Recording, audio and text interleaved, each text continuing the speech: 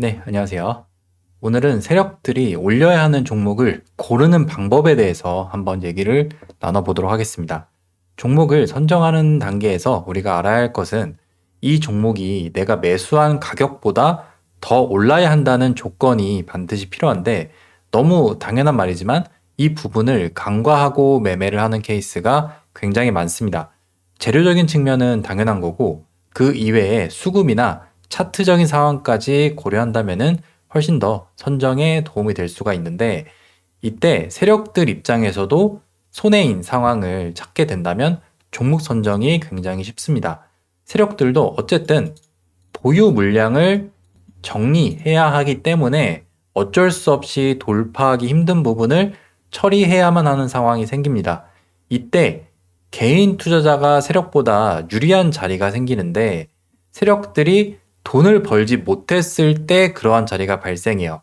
따라서 이 특징을 고려해 본다면 세력들이 힘든 캔들을 만들어낼 때 그 이후 수익 구간을 찾아갔을 때가 훨씬 유리한 매매를 할 수가 있습니다.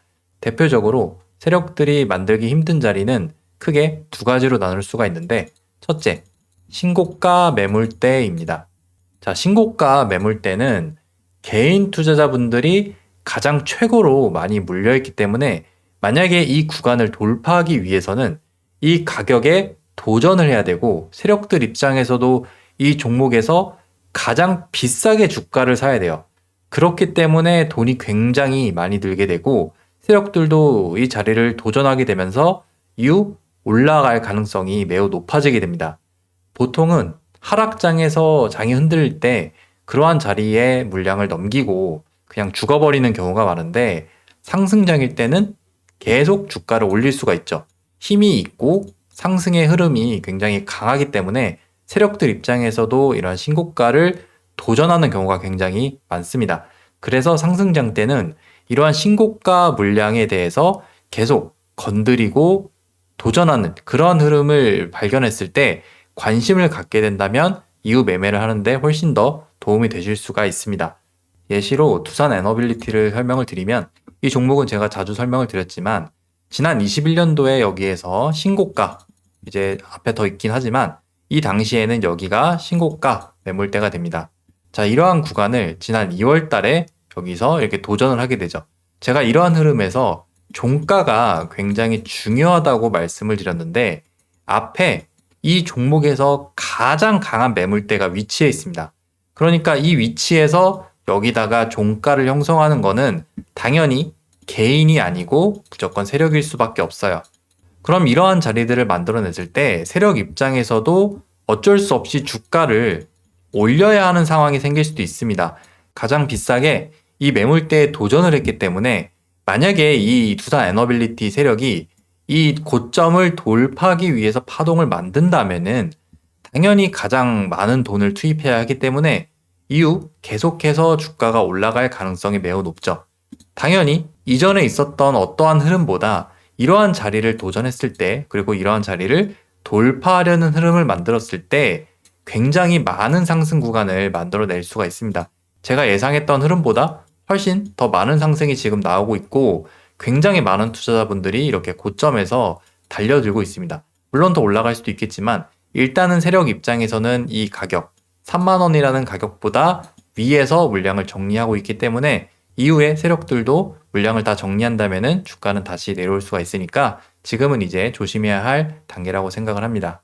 자, 우리 기술을 보면은 지난 21년도에 이렇게 고점 구간이 만들어지고 24년도에도 이 구간까지 주가가 이렇게 상승을 하고 맞고 떨어지는 현상들이 이런 데서 발견이 됐습니다. 원래는 이러한 부분이 가장 정상적인 흐름입니다. 매물대가 있다면 그리고 가장 비싼 신고가 매물대가 있다면 그러한 자리를 원래 막고 내려가는 것이 가장 일반적이에요. 하지만 최근에 이러한 흐름에서 이러한 자리를 양봉으로 돌파하는 자리를 만들어냈습니다.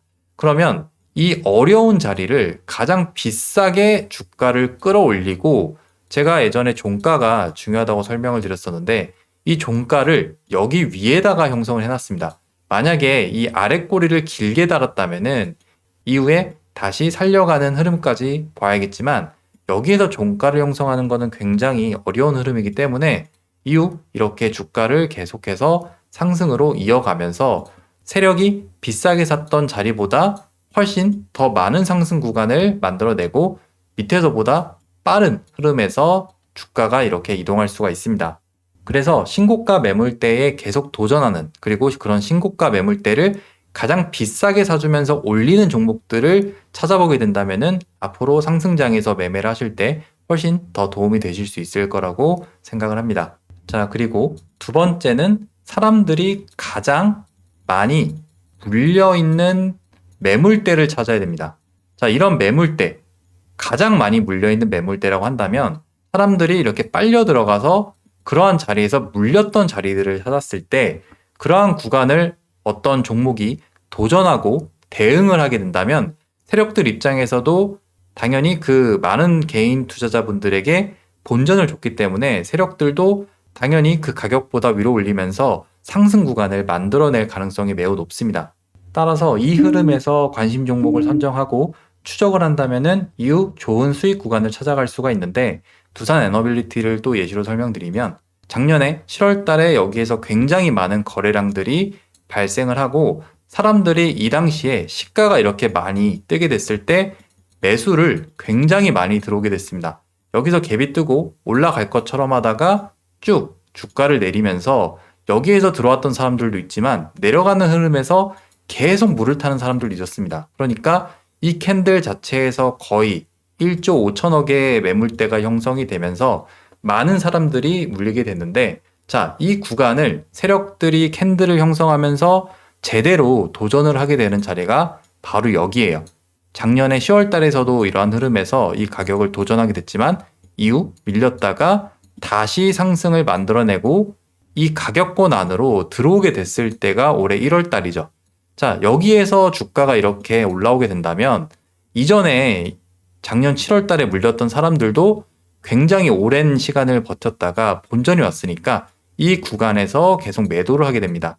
그러면 세력들 입장에서도 여기까지 주가를 끌어올려서 사람들에게 이렇게 본전을 다 줬는데 그냥 죽어버리면은 세력들도 당연히 손실, 뭐 정확히 손실은 아니겠지만 수익을 많이 볼 수가 없겠죠. 그래서 이러한 자리를 만들고 만약에 그냥 죽으면은 우리가 굳이 볼 필요는 없겠지만 죽지 않고 계속 파동을 살려간다면은 이후에 돌파를 가면서 거래량을 굉장히 많이 발생시키는 캔들을 만들어낼 가능성이 매우 높습니다. 그래서 이러한 자리들, 개인 투자자분들이 굉장히 많이 몰려있는 자리들을 찾게 된다면은 쉽게 우리가 종목을 매매할 수 있고 그 구간보다 고점에서 거래가 터져야 되는 조건을 우리가 찾을 수가 있습니다.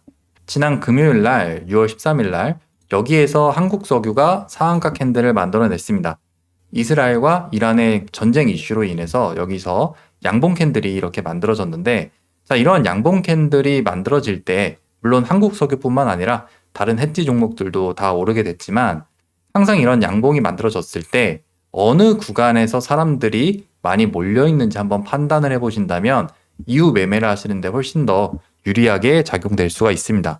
한국석유는 지난 2월 초에 이렇게 양봉 흐름, 상한가 캔들이 만들어지게 되면서 여기에서 굉장히 많은 거래량들이 발생하게 됐고 이러한 흐름 뒤에 눌림 매수를 하는 투자자분들이 굉장히 많습니다. 양봉 이후에 보통 눌림을 하게 되니까 이런 구간에서 많이 매수를 들어오게 되는데 그 이후 악재가 뜨게 되면서 이렇게 개파락을 합니다. 자, 그러면 이러한 흐름들이 만들어졌을 때 여기에서 매수를 들어왔던 이 많은 사람들, 여기에서 엄청나게 많은 사람들이 물려 있을 텐데 이 사람들이 전부 다 한 번에 물리게 되니까 굉장히 많은 매도 심리가 커지게 되겠죠.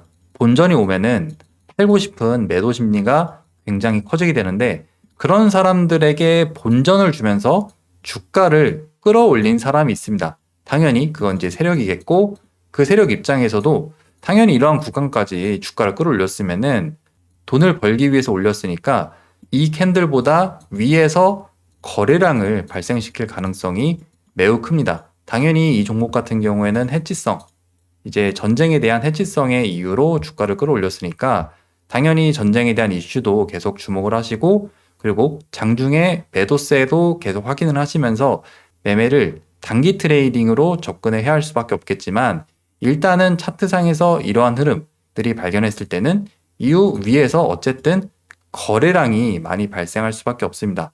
이 구간을 이탈하지 않는다면은 위에서 어떠한 경우라도 거래량을 발생시켜야 하기 때문에, 물론 이 종목이 해지 역할을 하기 때문에 뭐 여러 가지 변수는 발생할 수 있지만, 일반적인 종목이 또는 이제 기술주가 이러한 흐름을 만든다면은 훨씬 더 긍정적으로 해석할 수가 있으니까, 이렇게 캔들을 만드는 종목들, 사람들이 많이 물렸던 자리에 양봉을 형성하는 그러한 종목들은 관심 종목으로 선정을 하고 계속 추적을 하신다면은 매매를 하시는데 훨씬 더 도움이 되실 수 있을 거라고 생각합니다. 그래서 오늘은 세력들이 힘든 캔들을 만들 때 주가를 올릴 가능성에 대해서 한번 말씀을 드려보았고, 그 두 가지를 명심하고 추적하신다면은 이후 좋은 수익 구간을 찾아가실 수가 있을 겁니다. 그럼 오늘은 여기서 내용 마무리하도록 하고, 다음에는 다른 내용으로 찾아뵙도록 하겠습니다.